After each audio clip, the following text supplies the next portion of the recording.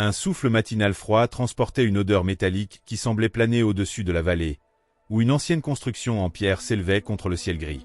C'était un endroit oublié par le temps, connu seulement par les plus anciens de la région comme le cercle silencieux. Lia ajusta son sac à dos sur les épaules tandis qu'elle observait les marques gravées dans les pierres, des inscriptions qu'elle ne pouvait décrypter, mais qui semblaient vibrer avec une force presque imperceptible. À côté d'elle, Louise déroulait une carte jaunie. Ses doigts traçaient des lignes fragiles qui connectaient des points inconnus. Ils avaient été guidés jusqu'ici par des fragments d'histoire entendus dans les tavernes et les bibliothèques abandonnées, des rumeurs sur quelque chose enterré sous cette terre qui pourrait changer tout ce que l'on savait sur le monde.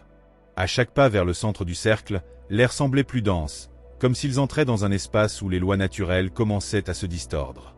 Elle sentit un frisson parcourir sa colonne vertébrale lorsqu'une légère oscillation sous ses pieds fit qu'ils échangent un regard inquiet. Il murmura quelque chose sur des champs magnétiques anormaux, mais sa voix fut avalée par le son lointain de vent qui semblait provenir de nulle part. Dans le silence qui suivit, tous deux comprirent qu'une chose les observait, bien qu'il n'y eût personne en vue. Plus tard, pendant qu'ils montaient le camp au bord de la vallée, Lia commença à organiser ses notes. Elle avait noté des motifs étranges dans la végétation autour du cercle silencieux, des plantes qui croissaient en forme impossible, courbées comme si elles obéissaient à une énergie invisible. Louis s'était occupé à régler des équipements sensibles qu'il avait apportés pour mesurer les variations du champ magnétique local. Il expliqua qu'il avait lu des rapports similaires dans un article scientifique obscur, écrit des décennies plus tôt par un chercheur dont le nom n'était maintenant plus qu'un murmure dans les couloirs des universités. L'homme parlait de vortex magnétiques qui apparaissaient en certains points spécifiques de la planète, des phénomènes qui semblaient concentrer de l'énergie de manière incompréhensible. Tandis qu'il parlait, Lia remarqua que ses mains tremblaient légèrement, bien qu'il essayât de le cacher. Elle pensa à lui demander ce qui le perturbait, mais quelque chose dans son attitude l'en empêcha. Au lieu de cela, elle se concentra sur une petite boussole qu'elle avait apportée. Aiguille tournait sans cesse, incapable d'indiquer une direction fixe. Cela devrait être impossible, mais ici, dans cet endroit, rien ne semblait suivre les règles normales. Quand la nuit tomba, les étoiles semblaient clignoter de manière erratique, comme si elles étaient observées par un voile instable. Ce fut alors qu'ils entendirent le bruit, un bourdonnement bas qui semblait venir du sol sous leurs pieds. Lia et Louis se regardèrent à nouveau, cette fois sans mots, tous deux comprenant que cela n'était que le début. À l'aube, ils décidèrent d'explorer davantage le terrain autour du cercle silencieux. Lia suggéra de suivre une trace de mousse qui semblait se déplacer lentement, comme attirée par une force cachée. Louis hésita, mais finalement accepta, bien qu'il insistât pour emporter l'un des détecteurs portables. Alors qu'ils avançaient, l'air devenait plus lourd et les sons de la forêt autour d'eux semblaient disparaître, remplacés par un silence oppressant. Puis ils trouvèrent la première piste concrète, une plaque de métal rouillé, mi-enterrée dans le sol. Elle était couverte d'inscriptions qui ressemblaient aux marques sur les pierres du cercle, mais il y avait autre chose, quelque chose qui semblait être un avertissement. Lia essaya de traduire certains mots, mais ils n'avaient pas de sens complet, comme s'ils avaient été écrits dans une langue qui n'avait jamais existé complètement. Louis suggéra de photographier la plaque et de continuer, mais Lia ressentit une impulsion inexplicable de creuser plus profondément. En utilisant une petite pelle, elle commença à retirer la terre autour de la plaque, révélant une structure plus grande en dessous. Elle semblait être partie d'une formation souterraine, quelque chose qui avait peut-être été scellé intentionnellement. Alors qu'elle creusait, elle réalisa que Louis était paralysé. Son détecteur émettait un son aigu qui résonnait dans la zone. Il murmura quelque chose sur des niveaux de radiation anormaux, mais sa voix était prise par un ton de panique qu'elle n'avait jamais entendu auparavant. Ils décidèrent de retourner au camp pour évaluer ce qu'ils avaient trouvé. Pendant le chemin du retour, Lia ne pouvait pas arrêter de penser aux implications de ce qu'ils avaient découvert. Si cette construction était vraiment aussi ancienne qu'elle semblait l'être, cela signifiait que quelqu'un avait déjà su sur le vortex magnétique bien avant l'apparition de toute technologie moderne. Mais qui ? Et pourquoi avoir scellé quelque chose sous terre avec tant de soin ? Lorsqu'ils arrivèrent au camp, Louise commença immédiatement à analyser les données collectées, tandis que Lia feuilletait un petit carnet ancien qu'elle avait acheté à un marchand ambulant plusieurs semaines plus tôt. Les pages contenaient des dessins et des descriptions de formations rocheuses qui ressemblaient au cercle silencieux, mais il y avait aussi des références à des événements célestes rares, comme des alignements planétaires et des éclipses totales. Elle se demanda si ces événements pourraient être liés au fonctionnement du vortex. Tandis qu'elle réfléchissait, une idée inconfortable commença à prendre forme dans son esprit. Et si le vortex n'était pas seulement un phénomène naturel, mais quelque chose créé délibérément ? peut-être même contrôlée par quelqu'un ou quelque chose. Cette possibilité la terrifiait, mais aussi la fascinait. Lorsqu'elle partagea ses théories avec Louis, il semblait divisé entre l'excitation scientifique et une inquiétude croissante. Il mentionna que certaines cultures anciennes croyaient que des lieux comme celui-ci étaient des portails vers d'autres mondes ou dimensions. Lia rit nerveusement, mais ne put chasser le sentiment qu'elle avait peut-être un fondement dans cette idée. Le lendemain, ils retournèrent sur le site de la fouille, déterminés à découvrir davantage. Cette fois, ils apportèrent des outils plus robustes et des équipements de sécurité.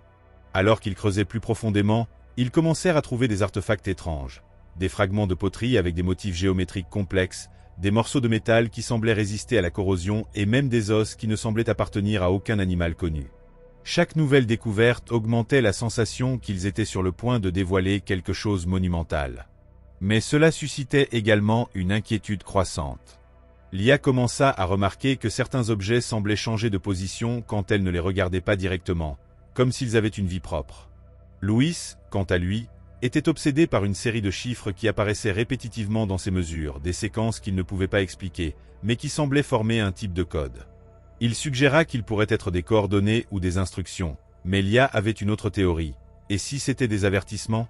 Lorsque la nuit tomba à nouveau, ils allumèrent des lampes et continuèrent à travailler, ignorant la fatigue.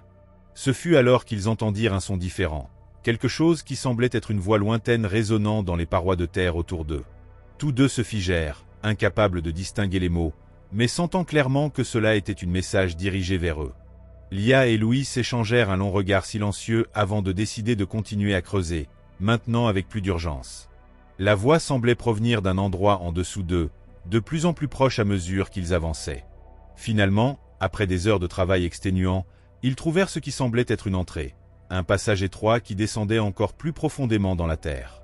L'air qui sortait de là était frais et humide, chargé d'une odeur que Lia ne pouvait identifier, quelque chose entre le métal et quelque chose d'organique. Ils hésitèrent un moment, tous deux conscients que traverser cette entrée pourrait être un point de non-retour.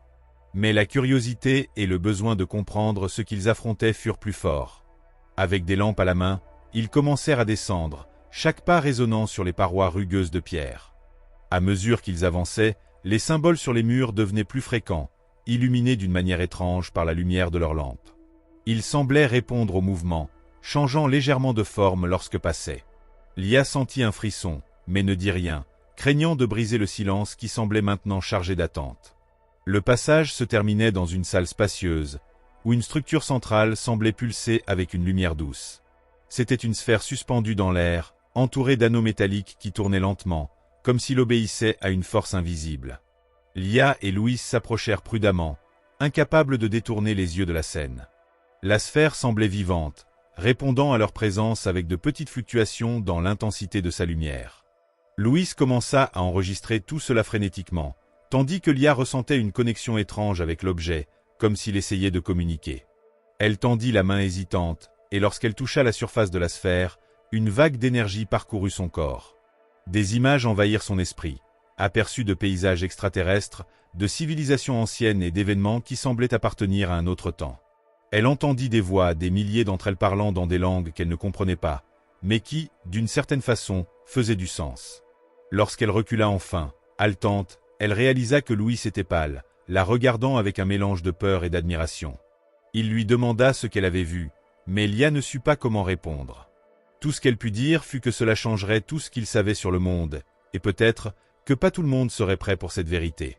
En émergeant de la salle souterraine, ils furent accueillis par une lumière grise qui indiquait le lever du soleil.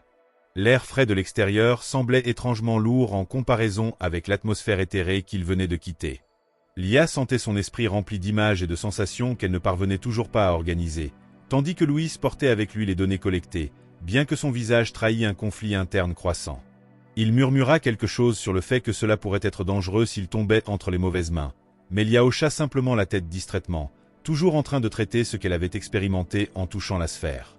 Ils marchèrent en silence pendant le trajet de retour au camp, chacun plongé dans ses propres pensées. Le poids de ce qu'ils avaient découvert semblait plus lourd que leur sac à dos.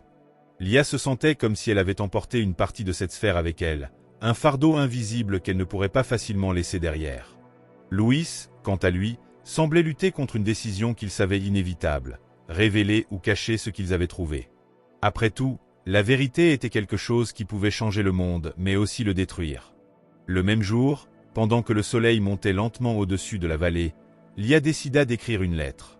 Pas à quelqu'un en particulier, mais pour enregistrer tout ce qui s'était passé, afin que, si elle ne réussissait pas à revenir, quelqu'un puisse comprendre.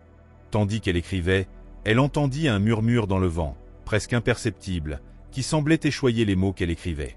Elle regarda autour d'elle, mais ne vit rien d'autre que les arbres et le ciel gris. La sensation d'être observée revint avec force, et cette fois, elle ne put nier qu'elle avait raison. Le lendemain, avant de partir, ils firent une dernière vérification sur le site. La plaque de métal était toujours là, mais elle semblait moins rouillée, comme si elle avait été nettoyée par des mains invisibles. L'entrée de la salle était fermée, mais pas avec de la terre, elle semblait avoir été scellée par une force qu'ils ne comprenaient pas. Lorsqu'ils se tournèrent pour partir, Lia eut la certitude que cela n'était pas la fin. Quelque chose à l'intérieur de cette structure attendait encore, et peut-être, un jour, serait-il prêt à être redécouvert.